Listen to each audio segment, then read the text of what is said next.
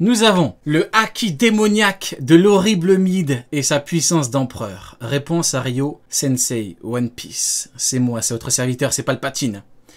Alors faut savoir que, je vous mets un petit peu dans le contexte avant la vidéo, c'est un youtubeur, il a fait plein de vidéos sur Shanks et sur l'horrible Mid, sur l'infâme Mid, sur l'horripilant Mid. Et bon là, je réacte en rigolant pas mal de l'horrible Mid parce que c'est un petit peu ce qui me caractérise. Mais évidemment, je ne suis connu que pour ça, c'est bien connu. Et donc il s'est dit qu'il allait faire une vidéo debunk. Et donc, il m'a fait une réponse et on m'a dit qu'il avait été bienveillant. Le problème, c'est qu'on m'a envoyé, vous me connaissez, hein, je suis complètement honnête avec vous, je vous dis tout. On m'a envoyé un screen où il a insulté les gens qui me suivent.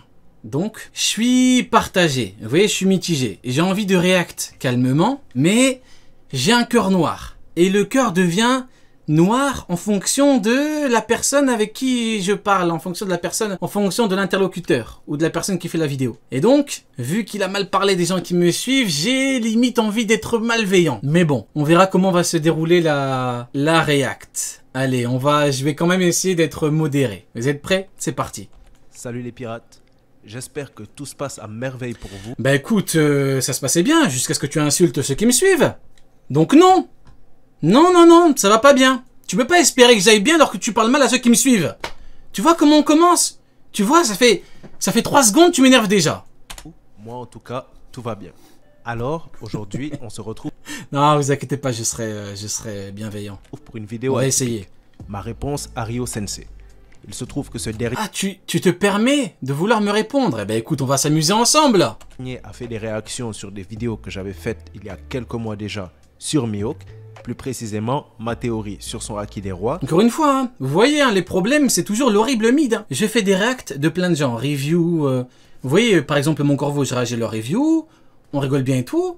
Ils m'ont invité à la rêverie parce que je n'ai rien contre eux, ils n'ont rien contre moi. Mais quand ça parle de l'horrible Mid, les gens le prennent personnellement. Et il faudrait faire une étude là-dessus. Hein. Faudrait faire un truc, parce qu'il y a un truc à creuser. Hein. Quand c'est pour l'horrible Mid, les gens ne peuvent plus. Hein. C'est bizarre. Allez, on y va. Et mon avis sur sa puissance. Du coup, voilà, Ryo Sensei, je vous le présente pas, c'est un youtubeur connu. Ah ouais? C'est moi?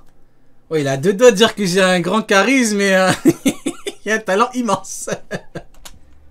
Oh, tu peux me présenter quand même, tout le monde ne me connaît pas. Je ne suis pas si connu que ça dans la sphère One Piece francophone. Oh, quand même. Clairement pour sa position sur Mihawk et ses analyses sur les rapports de force. Donc, oui. Et sur les théories confirmées, sur les rapports de force plutôt confirmés au fil des années. En tout cas, ça serait si je m'étais trompé à maintes et maintes reprises, tu peux le dire. Que faire une réponse pourrait être intéressant. Alors, bien sûr, on va adresser le sujet du haki des rois. Mais on va porter le débat plus loin. T'es connu pour ta position sur Mihawk. 6 ans de théorie, de vidéos rapports de force plutôt confirmés. C'est plutôt factuel ce que je vous dis là, mais je suis connu pour ma position sur le niveau de l'horrible Mid.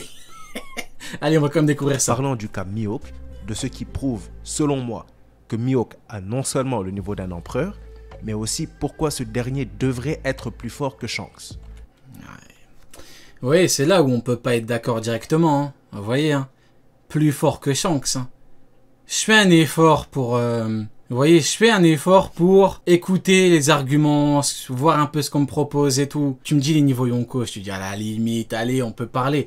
Mais plus fort que Shanks, c'est compliqué en 2023. Après ce que Shanks a fait... On va parler épéiste, empereur, Marineford, haki, Kaido et bien plus. Alors, pour ne rien rater, restez jusqu'à la fin. Aussi, évidemment, tous les arguments présentés seront soutenus par des preuves factuelles et vérifiables. Soutenu, tu veux me prouver factuellement qu'il est plus fort que Shanks? Ça va falloir m'expliquer la Vivre Card de Vista déjà. Si tu veux me parler en éléments factuels de chez factuel, va falloir me répondre à la Vivre Card. Hein. Et on va éviter de tomber dans la provocation parce que je pense que ça n'apporte rien au débat et qu'au contraire, ça nous en éloigne. On est là pour répondre à une question sur One Piece et non pour se tirer dessus. Ryo a sa position sur la question et j'ai la mienne. Mais il se trouve qu'on Ah, mais toi, ta position, c'est que tu dis qu'il est plus fort que Shanks. C'est ça le problème. Dans nos tu me dis les niveaux Yonko. Je te dis, allez, on peut parler maintenant. Vous voyez, j'ai encore évolué sur le sujet. Je me dis, bon, à la limite, je peux écouter les arguments qu'on me propose. Même si, bon, voilà. Mais là, plus fort que Shanks, c'est bon, non, 2023 quand même, hein. Donc je suis là pour vous présenter Bientôt 2024 les gars. mon côté des choses et à vous de juger objectivement. Et en tout cas, j'espère que ça vous plaira. En attendant, avant de commencer, si vous voulez nous soutenir, mettez un j'aime, abonnez-vous pour rejoindre l'équipage et activez la cloche pour ne rien rater de nos prochaines vidéos. Vous êtes prêts? C'est parti. Vous êtes prêts? Let's go.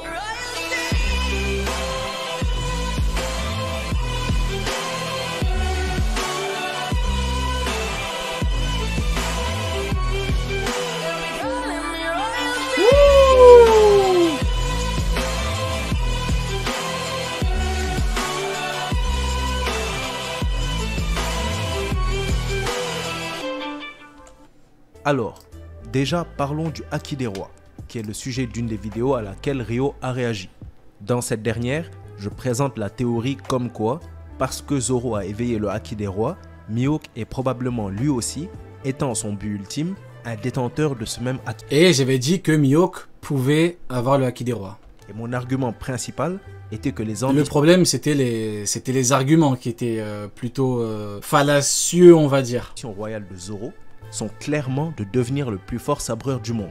Et que si viser ce titre est la raison pour laquelle il a éveillé le Haki des rois, alors il serait seulement naturel que Mihawk, qui est le détenteur de ce titre, l'ait aussi. Le contre-argument de Ryo était le fait que les ambitions royales de Zoro étaient de devenir le roi des enfers. Mais l'œuvre contredit clairement ça. Là, j'ai un problème. Là, je vais quand même écouter ce qu'il a à dire, hein, mais quand Zoro dit oui, je vais devenir un roi, le roi des enfers, c'est pas moi qui l'invente. C'est Zoro qui parle. Hein. Zoro, il a pas dit meilleur épéiste au monde. Quand il a dit tu veux devenir un roi, quand il a battu King, il a dit oui, roi des enfers. Hein. On est d'accord que pour l'instant, je n'invente rien. On va quand même écouter les arguments. Déjà, le premier réveil du Haki des rois de Zoro à Onigashima était au chapitre 1010 contre Kaido. Donc, 26 Quelque chose que j'avais bien évidemment théorisé. Mais bon, c'était évident. chapitres avant que Zoro ne déclare devenir le roi des enfers, ce qui s'est passé au chapitre 1036. Et 23 chapitres avant la question de King au 1033. Ok, donc c'est ça qui contredit le fait On voit que... donc que les ambitions royales de Zoro ont commencé bien avant que ce dernier ne décide de devenir le roi des enfers. Non, ça marche pas comme ça. Ça marche pas comme ça, parce que quand King voit le potentiel du Haki des rois, il dit « Ah, tu veux devenir un roi ?» Et c'est là qu'il dit oui, quand il le bat, roi des enfers. C'est en fait, il prend le truc dans le mauvais sens. Il fait un raccourci là. Non, il dit oui, roi des enfers. C'est ça qui est lié à la puissance finale qu'il veut atteindre. C'est pas par rapport au titre de meilleur épéiste au monde. Sinon, encore une fois, je le dis, je le répète, beaucoup font, je sais pas, on dirait que je devrais parler en une autre langue. Si Zoro avait dit meilleur épéiste au monde, il n'y aurait pas eu de débat. Encore une fois, s'il avait battu King et qu'il aurait dit, s'il avait dit je veux être le meilleur épéiste au monde, il y aurait pas de débat. Sauf que là, le problème, c'est qu'il y a une corrélation directe. Haki des rois, roi des enfers. Tu veux devenir un roi? Oui, le roi des enfers. C'est ça le problème. Et on sait que l'ambition de Zoro a toujours été d'être le numéro 1 des épéistes. Et même son souhait de devenir le roi des enfers se base uniquement sur son désir d'être le plus fort sabreur. Ah non. C'est quelque chose d'autre. Parce que roi des enfers, il dit une promesse à ma meilleure amie, une promesse à Luffy. Et Mihawk dit bien, t'as trouvé une motivation plus forte que ton ambition. Ambition, meilleur épéiste au monde. Motivation qui est plus forte que l'ambition, c'est faire de Luffy le roi des pirates. Donc le second du roi des pirates, le roi des enfers. C'est pas la même chose. Et on va prouver ça. Sinon, encore une fois, il aurait dit meilleur épéiste au monde. En analysant la réponse de Zoro à King et l'origine de son souhait de devenir le roi des enfers. Alors, au chapitre 1033, King demande à Zoro quelles étaient ses ambitions royales. Et Zoro lui répond qu'elles venaient de sa promesse faite à sa meilleure amie et à son capitaine. Donc à Kuina et à Luffy. Et après, en le battant, il dit roi des enfers. Alors, ça le problème, c'est que beaucoup s'arrêtent là. Ça, c'est quand tu lis partiellement. Tu ne lis pas tout. Il dit oui, promesse capitaine, promesse meilleur ami. Donc là, capitaine, c'est second du roi des pirates. C'est le second le plus fort. Il doit faire en sorte que son capitaine devienne roi des pirates. Et meilleur ami, meilleur épéiste au monde. Et après, il dit je serai, moi aussi, le roi des enfers. En fait, le problème, c'est qu'il s'arrête là. Mais il faut pas s'arrêter là, il faut continuer. Il nous suffit juste d'examiner en quoi consistaient ces promesses et on saura sur quoi se reposent les ambitions royales de Zoro. Mais on n'a pas besoin. On n'a pas besoin d'analyser. On sait très bien que elle, c'est par rapport au titre de meilleur épéiste au monde. À plusieurs reprises au chapitre 5, que la promesse de Zoro à Kuina est de devenir le plus fort sabreur du monde. Et on peut voir, à plusieurs reprises encore au chapitre 52, que sa promesse à Luffy est aussi de devenir le plus fort sabreur du monde.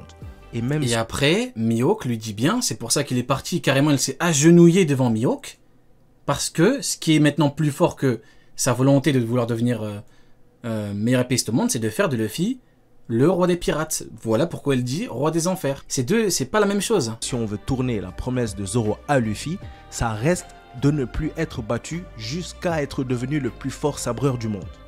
Donc, on voit vite qu'être le numéro 1 des épéistes est ce qui est au cœur de ces deux promesses. Mais ça, le problème, c'est que tu prends un truc, tu prends pas le deuxième.